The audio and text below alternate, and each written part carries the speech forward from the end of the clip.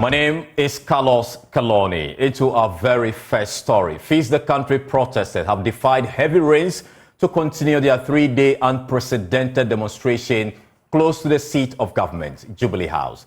Now, the protesters had wanted to occupy the frontage of the Jubilee House, but were kept at bay by barricades and more than 50 policemen in riot gear. However, this did not deter them as they continued to sit, sing and dance in the middle of a busy road to, among others, demand an end to corruption, mismanagement of the economy and unemployment. Maxwell Agbagba is still on the ground and has come through with the following report. Crowd control gear, who are standing there wearing helmets, who are fully dressed in route control gear, making sure that the protesters do not get access to the Jubilee House. They've managed to keep them at bay for about, I think, 200 meters.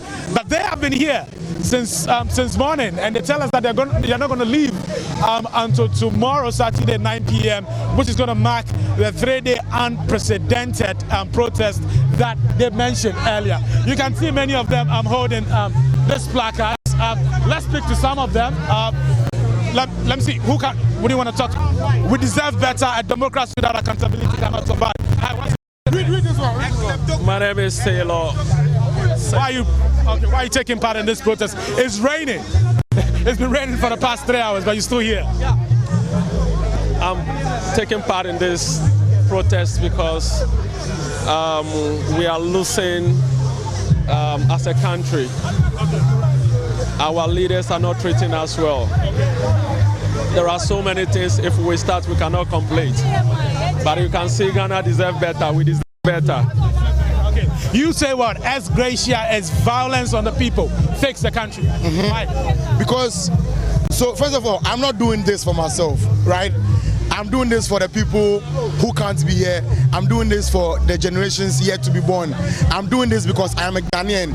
I'm doing this because this is my country. We can't sit and see this country go down the drain. Yeah. No, we need to change our ways in this country. Things need to change. The system has to work in the country. That is why I'm here. It's been raining for hours, but we are here, me, everyone else. We have been here in the rain, and we are not leaving. You're not leaving? Yes, no, we are not leaving. I'll come back to you. I want to show our audience what exactly it is like beyond this human wall that they formed here. So you find the police officers, personnel of the Ghana Police Service, also stationed here behind these metallic barricades. And this is a different layer of security, a different layer of measures they put in place so that the protesters will not get access to the Jubilee House. You can see all of these police officers, they've been standing in the rain for hours unending. And they are not moving. There's been no confrontation or whatsoever with the protesters, no confrontation. And I've been speaking to the convener of the Fix the Country movement, Oliver Barker-Boma, and he was telling me that although they've not witnessed any confrontation between the police and the protesters like we saw yesterday, they are still not impressed with the service that they're getting from the Ghana Police Service. He said that is because their goal is to reach the Jubilee House, and they've not had access to that place. This is the convener. He's sharing food to the people of Oliver Barker-Boma. Let's talk to him. What are you sharing? What's that? Is it food? Yes, food packs. Some people have volunteered to bring food to the demonstrators. So they're just sharing the food to various people. Yeah. And you've been distributed water, soft drinks, and all of that? Yes. Yes, people have a constant supply of water. People have donated water and drinks throughout the event. And now they are bringing food for the evening. And new people are coming as well, as you can see, to support us here. But what time is this ending though? It's been raining for like 3 hours. You were in the rain, you did not move an inch. The police officers also did not move an inch. When is all of these ending? Well, the notice we gave the police was that it was going to end at tomorrow 9 p.m. So it wasn't one where we close and go. We are here to the 9th of tomorrow. The police in the last 30 minutes has released a statement saying that they've engaged some of the leaders. Can you tell us your position on the meeting with the Inspector General of Police? We have seen the statement and we have reacted to it on Twitter. All the things that were contained in that statement do not represent what was said in the meeting. The claim that nobody was assaulted is completely false. They are disappointed in the IGP for leading such a bare-faced lie to put out in the public domain.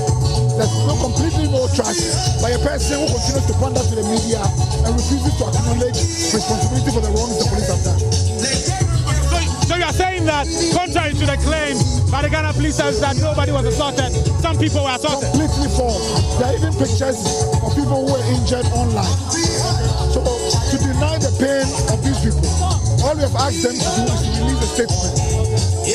We've released a statement asking them to apologize so we can call off the demonstration, which they have been done. Now, the police have come under intense public backlash from recognized bodies and the minority in parliament for unleashing terror on peaceful protesters for alleged unlawful assembly and breach of the Public Order Act. Now, their actions have been described as blatant abuse of power and affront to human rights. The police yesterday arrested 49 demonstrators over what they say is high-level corruption, unemployment and mismanagement of the economy. The University Teachers Association of Ghana, the Ghana Journalists Association and Minority Caucus in Parliament have issued statements condemning the police handling of the demonstration. My colleague James Aveji joins me via Zone with details. James, what's contained in the statement by UTAG? Okay, Carlos, so UTAG essentially is bemoaning the kind of force used by the police as seen in the videos that has been on the media since yesterday. They are saying that, in fact, they wish that the police would have gone a bit professional about how they went about the arrest yesterday. Let me read part of that to you. It says that we would like to remind the Ghana Police Service that their unprofessional behavior is an affront to and has resulted in the violation of the right of the demonstrators to freedom of assembly, including the right to demonstrate in a peaceful manner, speech, association, and movement, and their right to dignity guaranteed in the 1992 Constitution of Ghana. It continues saying that the recent tendency for the police to resort to court injunctions to prevent a constitutionally guaranteed right to expression instead of carrying out its constitutional duty of protecting citizens is extremely worrisome and completely unacceptable. That's the position taken by UTAG. They, in fact, concluded by urging the Ghana Police Service and the justice system to be guided by the law, always in the discharge of their duties. And so, essentially, they expressed worry over what we seen yesterday and part of today, asking the police to be more professional than they are. All right, so let's look at the minority caucus in Parliament. I mean, what's their position of the way the police have been handling the demonstration so far?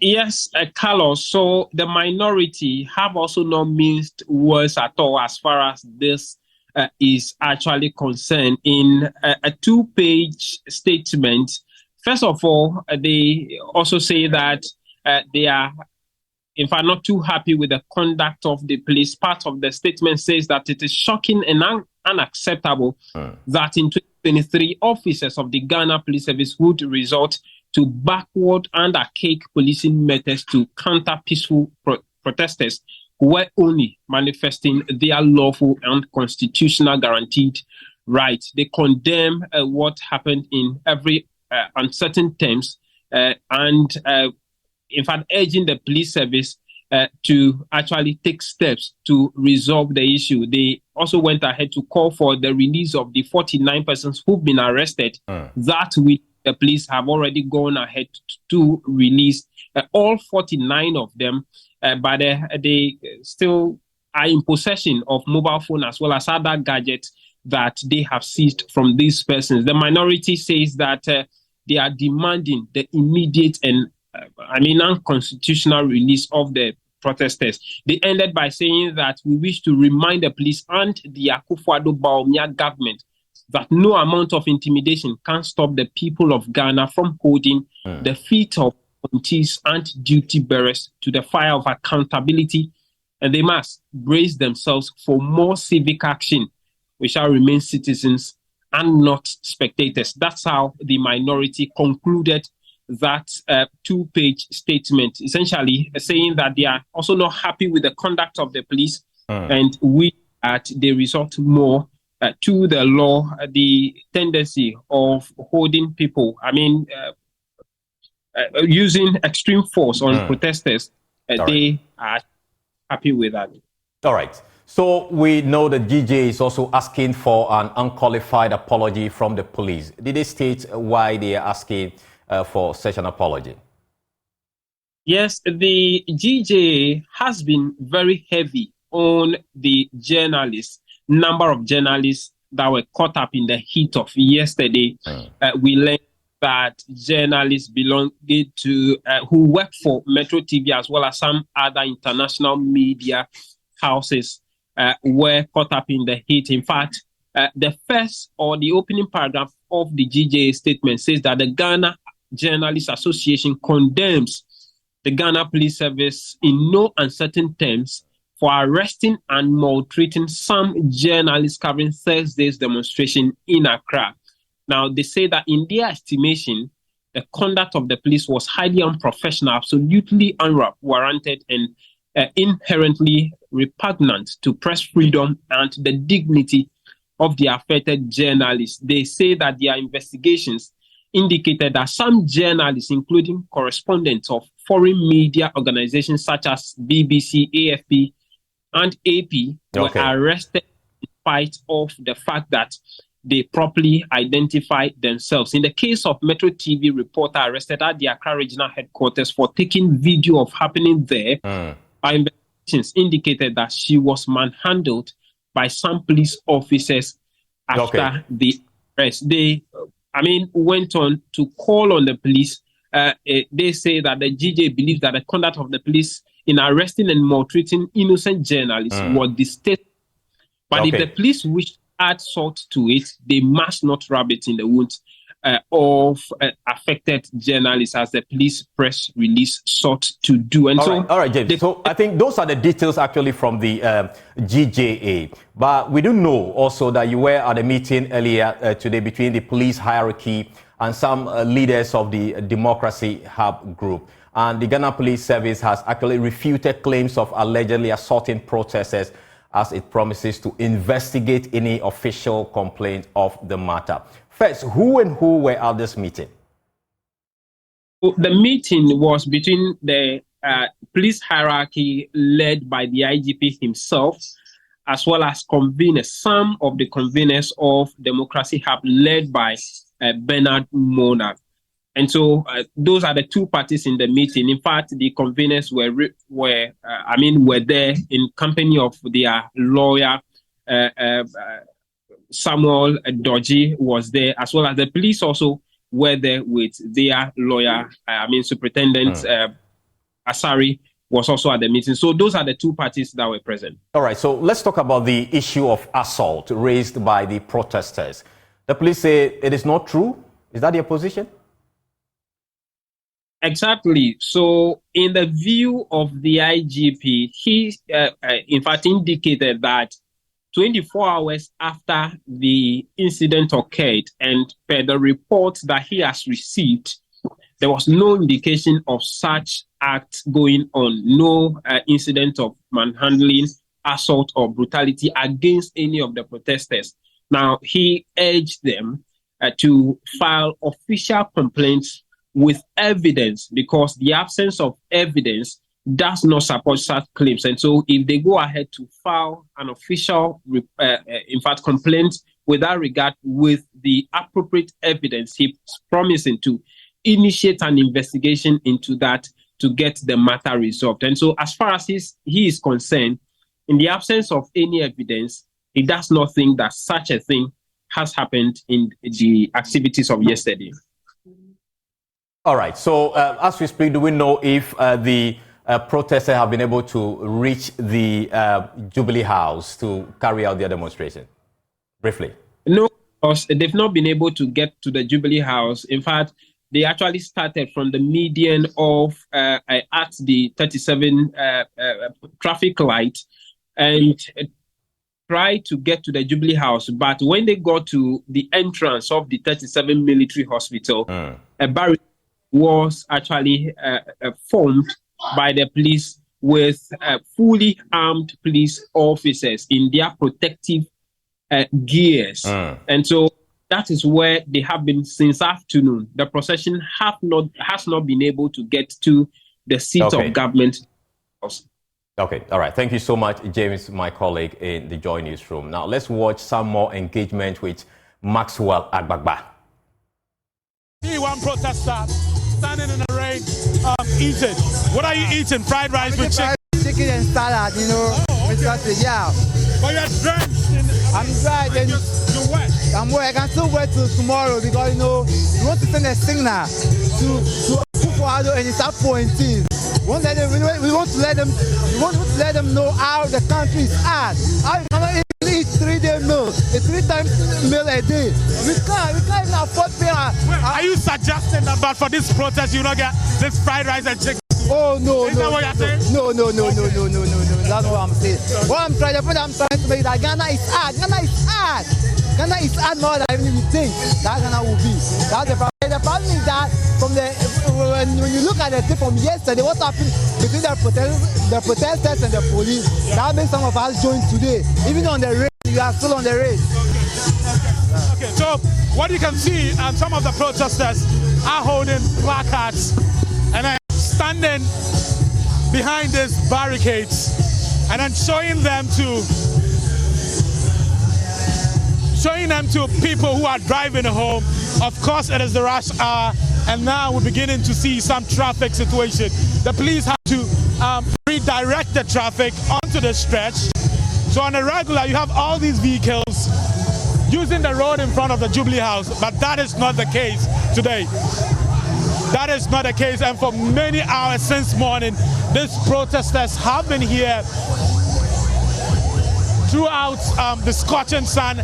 Now the rain is still raining, and it's still here. They say they are not moving. You can see some of them in their raincoats. Let me move and speak to some of them. Hi. Hi. Good to see you again. Yeah, good to see you, Maxwell Agbagba. Tell me, how is it going for you? It's going very well. You can see that we have defied the rain, right? If you like, it will rain from now to 24 hours. We'll be here. Okay. We'll be here. You are not living here today? We're not living here today. We have a visual here. I'm telling you. Okay. We have allowed the tyrant Akufo-Addo, who demonstrated multiple times. In fact, he's a well-known serial demonstrator in this country. I mean, a supposedly human rights lawyer stopping Ghanaians from demonstrating. I mean, it's unheard of. They have sold this country. In fact, they have finished this country. Everything in this country is gone. I mean, someone that is known as a human rights lawyer. Still on the protest, Fix the Country is about to address the media, so we cross over live to the venue.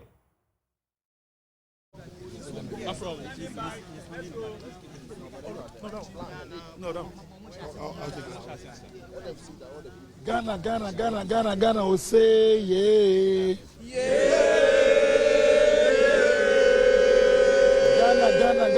Ghana will say yeah.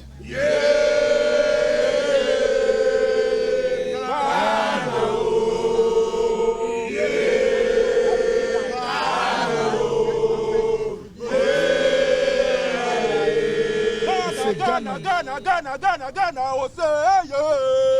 will say Ghana will say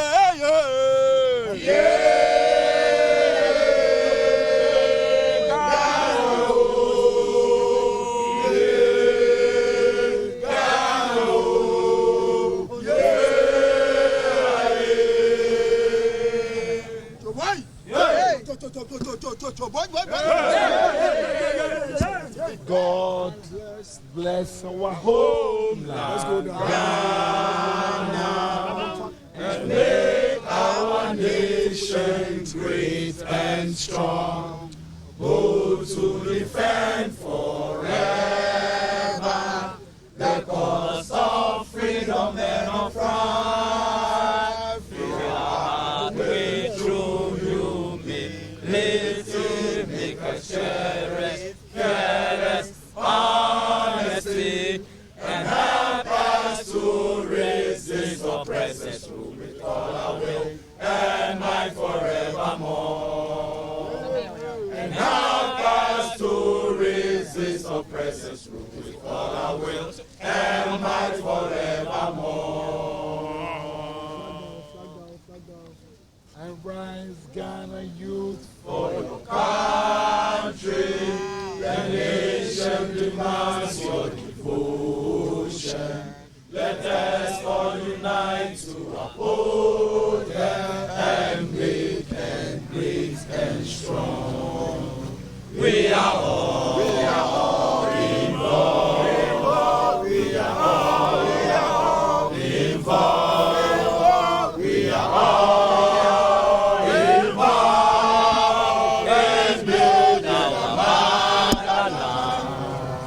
We are all involved. We are all involved. We are all involved in building our motherland. Hey!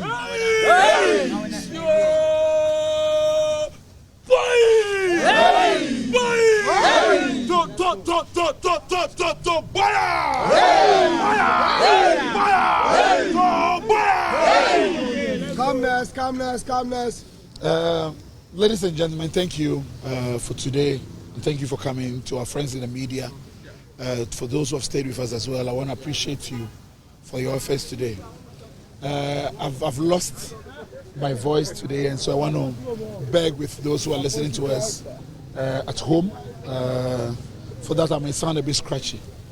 Also, I want to apologize to you. I don't have the gift of speech, unfortunately. So those of you who are hoping that I'll hit all the notes and the chords that would inspire you, I apologize in advance. Today has been one of the most important days in my life. Today we have written ourselves in the annals of the history of this country. By our resolve, by our determination, we have shown that when power backs, we respond in equal measure. We have shown that when the powers that be intend to abuse powers to corrupt our democracy, we, the civic people of this country, the right-thinking members of our society, and young people who believe that saving our democracy is important for tomorrow's generation, we've shown up. You've showed up and you've shown your faith in the process of what it means to build a true democratic culture.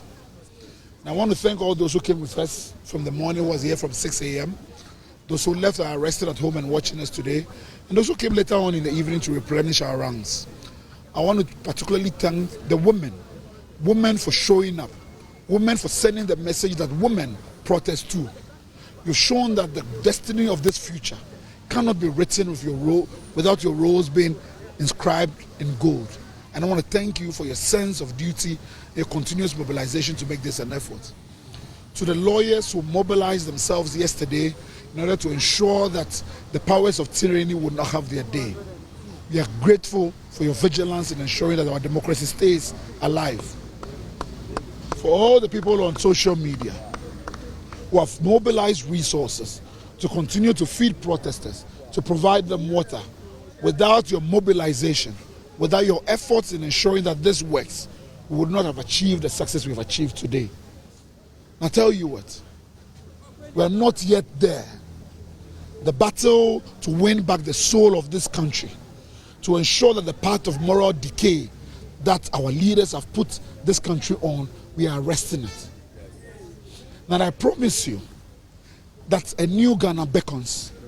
I promise you from the countrysides of this country, from the farms and the riversides, that a new spirit is awakening in the young Ghanaian. They believe that tomorrow will be different. They believe that tomorrow will be more generous. Tomorrow will be more empathetic. We have the faith that we can build a new culture that is empathetic and built on the pillars of freedom and justice. I assure you, at the end of this path, there are blessings of prosperity and liberty. Liberty that the founding generation promised us. But we must not relent, because the forces that seek the downfall of this republic are alive and well. They control the institutions of government. They control the courts, they control the police force, they control the military. But they cannot control the streets. We are showing them that when every institution in this country is captured and co-opted and has lost its voice, the streets will speak loud and louder than any point of time. We want to also thank our ancestors for opening up the skies today. That they have shown us by the rains that they endorse our march, that they endorse our advocacy for a different Ghana. A Ghana that is generous to tomorrow's generation. Now, today again I am reminded of my own frailty as a human. That I may not go all the long path with you. That freedom will not come maybe in my lifetime. That I may die young. But I promise you, we are lighting a path to tomorrow. We are lighting a path that others will carry on. And this is the true faith of what we have done. We have achieved something that people before us could not achieve. But I tell you what we are doing today is a little too late for you and I. This is a battle that our fathers should have fought for us. But it's too late for us. But what we are doing is ensuring that tomorrow's generation do not suffer what we have suffered. That is important. That is important to build a culture that is respectful and recognizing that every culture that sustains itself must anticipate that old men will build trees, the shadows of which they know they would never sit. Now, I want to use this opportunity as well to remind you of that we are continuing tomorrow. This was a 3-day protest that's never happened in our republic before. Tomorrow we are showing up again. And we are marching to Jubilee House. That is the purpose and intent and end point of our demonstration. We have no intention to confront the police. We're inviting the police again to be respectful of the law and the rules of our constitution. That the language of orders from above must cease. There's no order more stronger that speaks with a clearer voice than the constitution of this republic. Now we, the people, are inviting them to provide the necessary protection so that we can go before the people's house and speak truth to power. This is the promise of our democracy. We are inviting anybody who is listening to us that tomorrow at 10 a.m. we are moving. And so we are expecting that every individual will be assembled by 9 a.m. We are moving again and we are going towards the Jubilee House. We understand that tomorrow is a holiday. So many people have spoken up about coming. So many of you were looking to today to see whether or not the police will misconduct themselves. I hope that you have gotten your answer. That in the face of misconduct and indiscipline, when you raise your voice of justice, you can quench the fires of violence that the police animates the police. Today has been the freest we have ever been. This is what we can achieve. Tomorrow, step out and come forward. You have no reason to be afraid. You have no reason to be fearful. Come forward and join us and join your brothers and sisters in the ranks. Let us march on the streets and claim the people's democracy for them. Because the dividends of our democracy, it is for us, the people. We do not have the luxury. We do not have the luxury to hide millions in our bedrooms. So many of us here do not even earn minimum living wage. This cannot continue. So there's no reason to stay on indoors. Come out and join the streets. And for those of you who are interested, we continue to invite you to donate to support what we are doing. That those who have continued to send money for feeding demonstrators, for ensuring that they have water, please do so as well. Now, this is my final message to you. The journey is not yet ended. Never. We have only taken the first step. We have only taken the first step. It is important that we maintain momentum and we are consistent. That we achieve for our generation and next generation a new constitution that is built on social justice. A new constitution that secures for us all accountability, respect for the rule of law. That must change in our lifetime. This is what we are asking of you. Thank you very much for those who have come. And I expect to see you here with us tomorrow. Freedom. People. Power. People. Power. People. Power. People. Power. People. Power. People. Power. People. Power. Today we have shown the beauty of the people's power. Thank you very much and have a good night. Freedom! Well, so you just heard from convener of Fix the Country, Oliver Baka-Vomawo. If you're wondering where all of these happened, it happened right here in the middle of the street here, right in front of the 37 Military Hospital. Now, the Jubilee House is just about 200 meters away from this place. On a regular day, on a normal day, you cannot stand in the middle of this road to do this because this is a busy, very busy stretch. It's a high security area. But Fix the Country and the protesters who say they're embarking on this unprecedented 3-day protest were able to hold their protest right here in the middle of the road. It started in the morning. Now, let me show you what is happening here. So you can see these police officers have been stationed here since morning. They've been stationed here since morning together with the protesters. It rained heavily here. Many of the protesters who are here are drenched to the skin. They are drenched to the skin. Many of them stood here right here in the rain when it was shining. The sun was shining. It was very hot. They were here in the sun. When it rained also, they were here. I have one of them here with me. I want to find out from him. So you've been here since morning. It was really hot. And then it started raining. You were in it all throughout.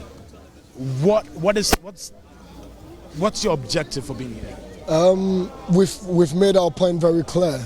It is very serious that we will sit down as a people. Welcome back. Same script, different day. It's been raining in parts of the country for hours now. We have some sights, sound from Tantra Hill, Shashi, and Kasua.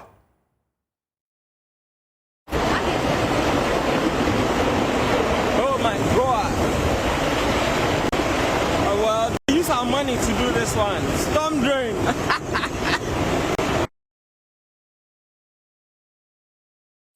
Hey, money!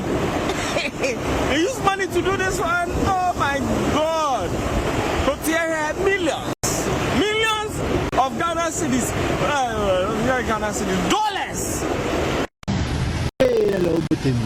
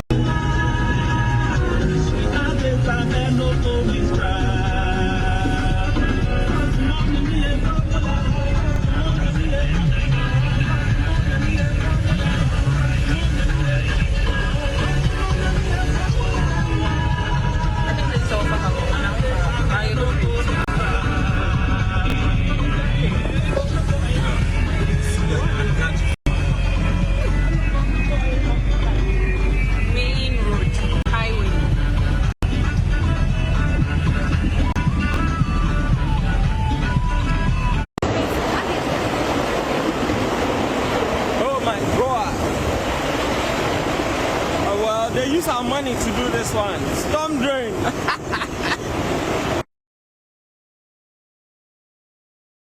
Hey! Money! They use money to do this one. Oh my God! Millions. Millions of Ghana cedis. Ghana cedis. Dollars! Now, moving on, the Electoral Commission's registration center at the Oforikro municipality in the Ashanti region has suffered intermittent technical challenges affecting the ongoing limited voters registration exercise. On Wednesday, applicants were forced to stay at the registration center for several hours due to the technical failure. Now, Now, they want the EC to improve its service delivery in the coming days. Nana Boachi Iyadom has the rest of the story. Slow network and poor internet connectivity delayed the start of the Electoral Commission's limited voters registration exercise in the Oforikrom municipality. The exercise, scheduled to start at 8 a.m. daily, delays for several hours due to challenges in connecting to the EC's online registration system. Jerry James Suka, NDC Communications Officer at the Oforikrom constituency, is not enthused with the process. When they were about to start this registration exercise, look at the percent of the various political parties in this country. About 5 political parties were against how this registration exercise is going to be, undertaken. But they decided to turn a deaf ear to the concerns of these political parties. So now what are we saying? Everything that they lay before the table is what is happening now.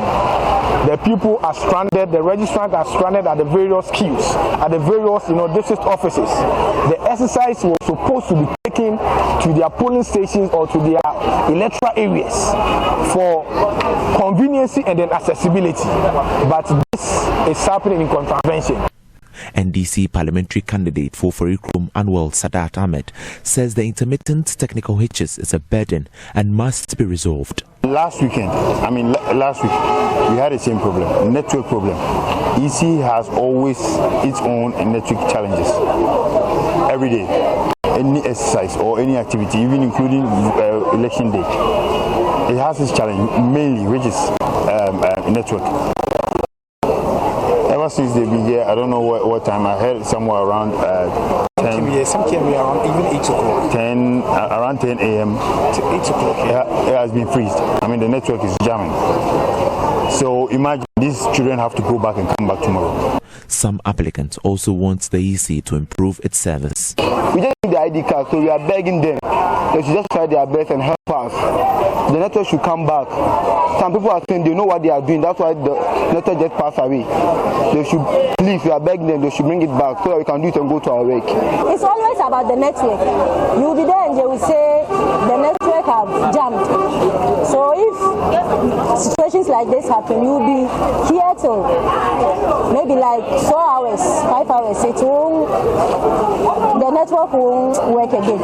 So you'll be here till it reach their closing time. So you just go home. The following day you come and join a queue. Meanwhile, the Ashanti Regional EC Director, Benjamin Banobio, says the technical challenge is due to the deployment of new personnel who were not familiar with the EC's machines.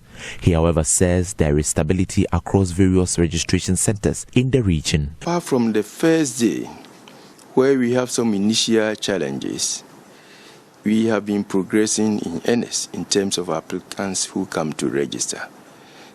So after the first day, all those challenges were resolved. And now everything is on course. We have gotten network stability. And the technicians, most of them were new. They have now become accustomed to the kit that they are using. And everything is moving on smoothly as expected. For Joy News, Nana Boachi Iyadom, Kumasi. Welcome back. Noah is in studio with Showbiz. What do we have? I think I love this new pet's name, Noah. Noah, yes. Anyway, so let's talk about the Occupy Jubilee House protest, which is essentially citizens demanding for better governance from our government officials, and of course, following the arrest of some, citizens or protesters yesterday, our celebrities spoke against it on social media. If we can have some of the tweets. So that is Kwesi Arthur. He's a rapper. He says, frustrated by what happened in Accra today, besides the fact, say, we dey tired now more than ever in a country with so much resources. Democracy is clearly out the window too. Proud my people are taking steps to make a change, and I support the fight 100%. We are stronger together. Free the youth. So that's by rapper. We also have Mr. Drew, a musician. The people have an inalienable right to protest peacefully. Meeting them with force to curtail this right must be unreservedly condemned. Fighting for better living conditions won't be only beneficial to protesters, but even to the people who were used to silence the people free the protesters. So that's just a few that I would read to. Basically, they aren't too happy with the arrest of the protesters. But let's talk about day 2 of the protest. It's going for 3 days, and today we saw some celebrities, join in. Yes, I think I saw Kelvin Boy. That's right, Kelvin Boy was there. We also had rapper EL, and she's an actress as well, I should say, Efialdo. I'm here to show solidarity, to show support, to actually put actual boots on the ground. We can do so much online. I think us being present here sends the message across that we are not here to play. Social media is cool. We can do all the hashtagging we want, but at the end of the day, we need to be on the ground, and that's why I'm here this morning. I hope I can stick around and see some of my colleagues pull up. It's quite early, but I hope that as the day goes along, we'll see more and more happen. Demonstrate. I'm here to show my support to the Ghanaians, the youth, the elderly, everyone. We're here to discuss what's going on in Ghana, the state of Ghana, the economy, how everything is going. So we're here to demonstrate because it's our rights to demonstrate. So I'm here to show Ghanaians that I am full support for them. I'm here for Ghanaians and not for publicity or for fame, for anything, but I'm here to support Ghanaians. And I hope that the other celebrities who claim they love the Ghanaian people will also come and show support because Ghana for now, and see, in times of need like this, Ghanaian celebrities need to stop being cowards and come out and show support.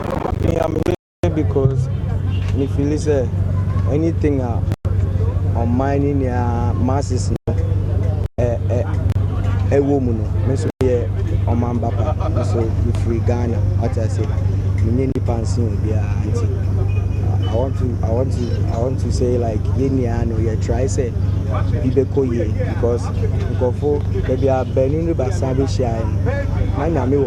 What I say to say and any papa and son being considered. That means there's something you understand. Not mean Cody by any I had to support. Understand?